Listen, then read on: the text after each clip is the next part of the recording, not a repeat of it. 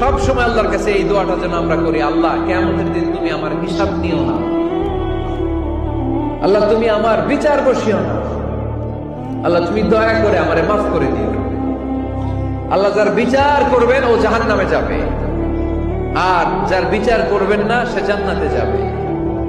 আল্লাহ যদি বিচার করে আর পাই টু পাই হিসাব নেয়, নামাজ পড়লি না কেন, রোজা রাখলি না কেন, মিথ্যা বললি কেন, খাদ্যে ভেজাল দিলি কেন, মাছে ফরমালিন দিলি কেন, যৌতুক খাইলি কেন, ঘুষ খাইলি কেন, উল্টাপাল্টা করলি কেন, জিনা করলি কেন, একটার পর একটা প্রশ্ন বানে যদি সেই ভয়ঙ্কর দিনে আল্লাহ আমাদেরকে জর্জরিত করে, আমাদের কোন উত্তর আছে?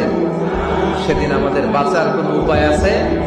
তাই আমরা সবাই আল্লাহর কাছে দোয়া করবো, আল্লাহ কোনো বিচার টিচার মানি না, কোনো বিচার করতে পারবো না, দয়া করবা। কথা কয় না? কি করবে? এবার আওয়াজ করে বলেন, বিচার চান না দয়া চান?